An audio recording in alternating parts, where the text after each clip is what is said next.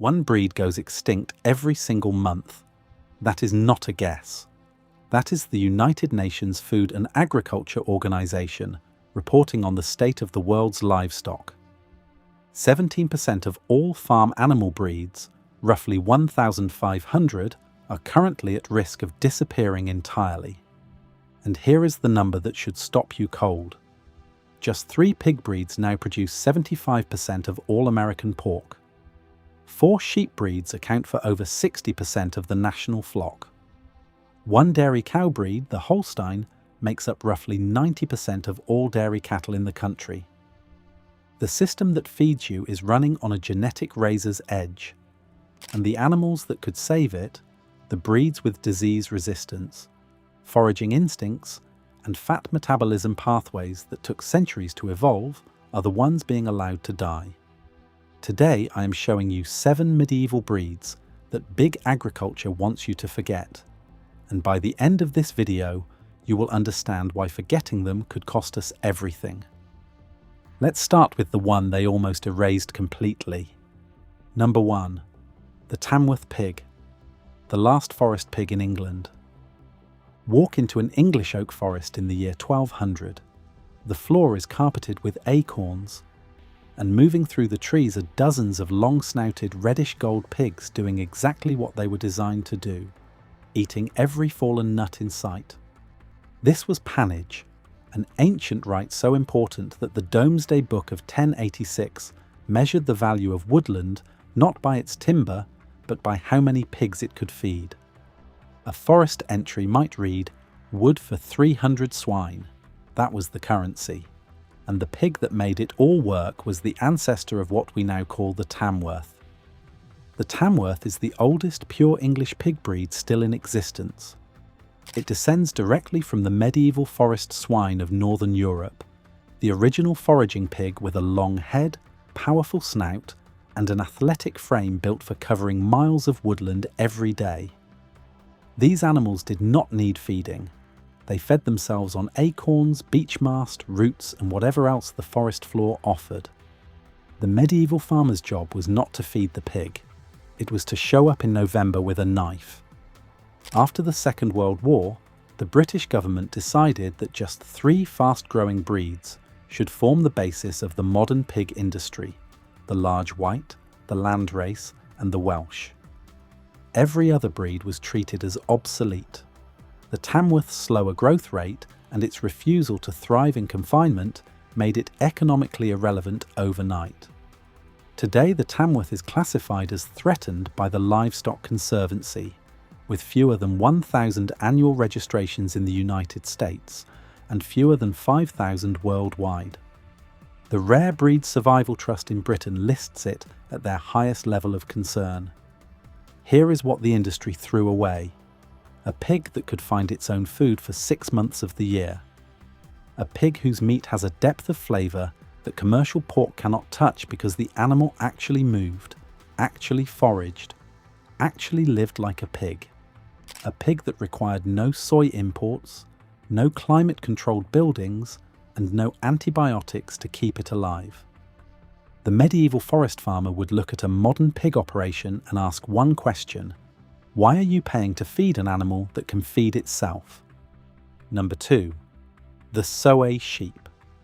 4,000 years on a cliff. Off the western coast of Scotland, about 40 miles from the nearest inhabited island, sits Soay. It is 250 acres of rock, wind, and vertical cliff face. And for roughly 4,000 years, a flock of small brown sheep has survived there without a single human being, shearing them, feeding them, or building them a shelter. The Soay sheep is not a medieval breed. It is a Bronze Age breed. Genetic studies show it has remained physically similar to the wild ancestors of all domestic sheep, the Mediterranean mouflon and the horned urial of Central Asia. While every other sheep in Europe was crossbred, improved, and selected for wool weight and meat production, the Soay sat on its cliff and stayed exactly what it was. These animals do not need shearing. They shed their wool naturally every spring, a process called ruing. They are resistant to foot rot. they rarely need veterinary intervention, and they have survived storms, starvation winters, and complete isolation for longer than any other sheep breed on Earth. After people were evacuated from the neighbouring island of Hirta in 1930, 107 Soay sheep were transferred there in the early 1930s. Today, that population fluctuates between 1,000 and 2,000 animals with zero human management. Scientists from Cambridge and the University of Edinburgh have been studying this flock since 1985, and it has become one of the most important long-term ecological studies in the world, providing data on natural selection, parasite resistance, and population dynamics that cannot be obtained from any managed breed. Modern sheep farming has gone in the opposite direction. Breeds selected for maximum wool and meat require regular shearing, parasite treatment, foot trimming, lambing assistance, and supplemental feeding. Take away the farmer for 6 months, and most modern sheep breeds would be in serious trouble. The Soay has been doing fine without one for 4 millennia. Number 3. The Ossabaw Island hog. The pig with a secret in its fat. In the 1500s, Spanish explorers dropped pigs on a small barrier island off the coast of Georgia. Then they left. For the next 500 years, those pigs were completely on their own. The island of Ossabaw is 26,000 acres of maritime forest, salt marsh, and sandy coastline. Food is seasonal. In autumn, there are acorns and hickory nuts everywhere. In summer, there is almost nothing. So the Ossabaw pigs developed something extraordinary. A thrifty gene that allows them to store 30 to 40% of their body weight as fat during the autumn gorge and then survive on those reserves through the lean months. No other pig breed in North America does this. It is an adaptation to scarcity, not abundance. And it produced something the food world has only recently begun to appreciate. The fat composition of an Ossabaw pig is unlike any commercial breed. The meat is dark, richly marbled, and carries a flavour profile that chefs compare to jamón ibérico, the legendary cured ham of Spain's black Iberian pig. That is not a coincidence. The Ossabaw is descended from the same Iberian pig stock that produces the most expensive cured meat on Earth. A 2007 DNA study conducted by the Livestock Conservancy and the University of Córdoba in Spain confirmed that the Ossabaw is a genetically distinct breed, unrelated to any other breed tested. 500 years of isolation created something that cannot be replicated through crossbreeding. The Ossabaw is listed as critical on the Livestock Conservancy's conservation priority list, meaning fewer than 200 annual registrations in the United States. The breed also sits in Slow Food's Ark of Taste, a catalogue of heritage foods in danger of extinction. Meanwhile, a commercial pig reaches market weight in under 6 months on a diet of corn and soybean meal. Its meat is pale, lean, and has roughly the same flavour profile as damp cardboard. The industry calls this progress. The Ossabaw's ancestors would call it something else. Number 4. The Gloucestershire Old Spots, the orchard pig they almost let die. British folklore says the black spots on a Gloucestershire Old Spots pig are bruises from apples falling on its back. That is a myth, but the relationship between this pig and the orchards of England's Severn Valley is not. For centuries, the Gloucestershire Old Spots was the cottage pig, the orchard pig, the animal that turned windfall fruit, whey from cheese making, and kitchen scraps into pork without requiring a single bag of commercial feed. Small farmers in Gloucestershire kept these pigs as a complete waste recycling system. Apples too bruised to sell went to the pigs. Whey left over from cheese making went to the pigs. Vegetable trimmings, stale bread, surplus milk, all of it. The breed was first mentioned in English literature around 1790. By 1913, the Gloucestershire Old Spots had its own herd book, making it the oldest pedigreed spotted pig breed in the world. No other spotted pig breed was formally recorded before it. By 1977, the breed had nearly gone extinct in Great Britain. The same pattern that hit the Tamworth hit the Old Spots. Post-war industrial farming decided that 3 fast-growing breeds were all anyone needed, and everything else was surplus. A pig that thrived on orchard scraps was useless in a system where pigs never saw an orchard, never saw daylight, and ate nothing but formulated feed from a metal trough. The Livestock Conservancy currently lists the Gloucestershire Old Spots as critical. Fewer than 200 are registered annually in the United States. Fewer than 2,000 exist worldwide. The medieval farmer who kept this pig understood something that industrial agriculture forgot. The most efficient animal on a farm is not the one that converts the most feed into meat the fastest. It is the one that converts waste into food. The Gloucestershire Old Spots did not compete with humans for grain. It ate what humans threw away. That is not inefficiency. That is the definition of a closed-loop system. Number 5. The Leicester Longwool sheep, the breed that built an empire and then vanished. In the 1700s, a farmer named Robert Bakewell did something that had never been done before. He applied selective breeding to livestock with the same rigor that a scientist applies to an experiment. His subject was a coarse, slow-growing English Longwool sheep. His result was the Leicester Longwool, the breed that transformed global agriculture. By 1837, the agricultural writer Youatt noted that the Leicester Longwool had spread to every part of the United Kingdom, to Europe, and to America. George Washington himself wrote letters about importing Leicester Longwool rams for his own flock at Mount Vernon. Bakewell's breeding methods were so valuable that by 1789 he was earning 1,200 guineas for a single season's use of 3 rams. Adjusted for inflation, that is the equivalent of hundreds of thousands of dollars. The Leicester Longwool's fleece is extraordinary. It belongs to the Leicester Longwool category, meaning the fibre has a natural sheen and brilliance that no synthetic material has ever replicated. Staple length reaches up to 8 inches. Individual fleeces weigh between 11 and 15 pounds, sometimes hitting 20. For hand spinners and artisan textile workers, this wool is irreplaceable. After 1900, the Leicester Longwool collapsed. Cheap synthetic fibres and industrial wool processing made Leicester Longwools economically irrelevant. By the 1930s, the breed was likely extinct in the United States. In 1990, Colonial Williamsburg Foundation in Virginia imported Leicester Longwool sheep from Australia and re-established the breed in North America. Today, the Rare Breeds Survival Trust in Britain classifies the Leicester Longwool as endangered, with fewer than 500 registered breeding females remaining in the United Kingdom.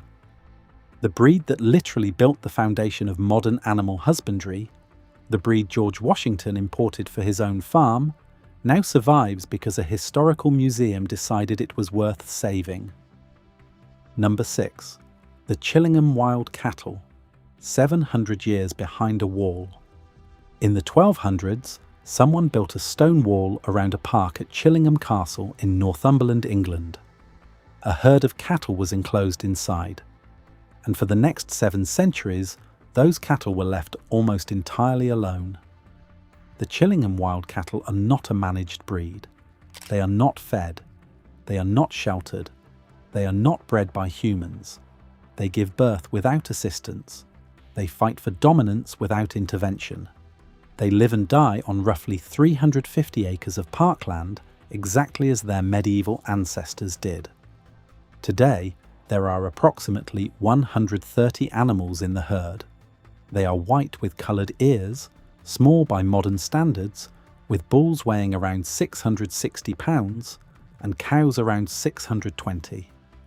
Both sexes carry upright horns.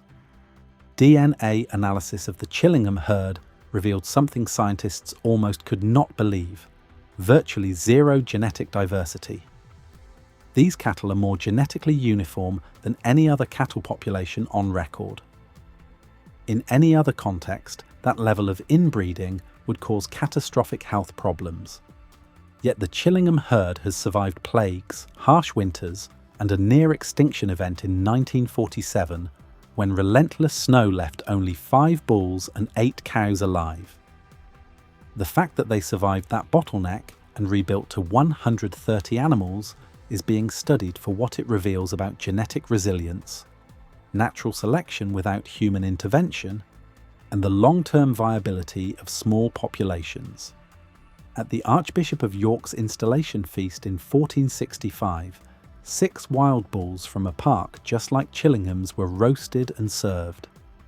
These animals were treated as a kind of super deer, a prestige food for the most important occasions.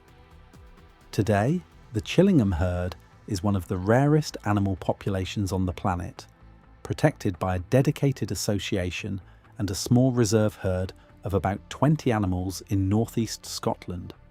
Modern cattle farming looks nothing like this. A Holstein dairy cow today produces over 22,000 pounds of milk per year, nearly 10 times what her ancestors produced a century ago. She lives an average of 5 to 6 years before her body gives out. The Chillingham cattle, who answer to no farmer and receive no veterinary care, live on terms that have not changed since the medieval period. Number 7. The large black pig, Britain's rarest pig.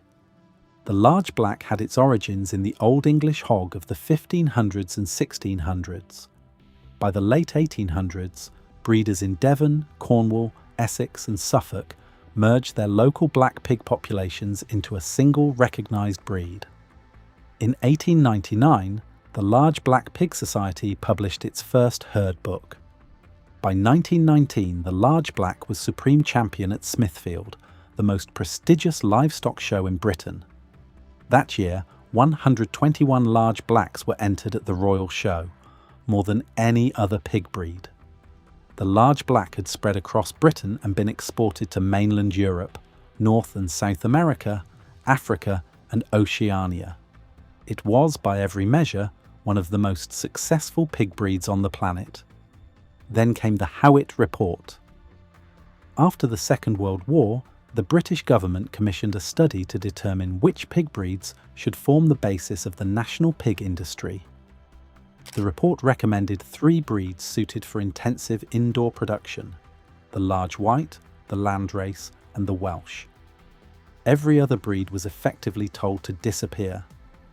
The large black, with its foraging ability, its docile temperament and its preference for outdoor pasture, was the exact opposite of what the new system wanted. By the 1960s, the breed was almost extinct.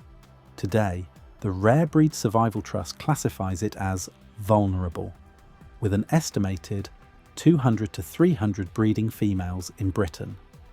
The large black is the rarest historic pig breed in Britain, and here is what makes that loss so painful. This is a pig that can graze, not just root and forage, but actually graze on pasture like a ruminant. It obtains a significant portion of its diet from grass.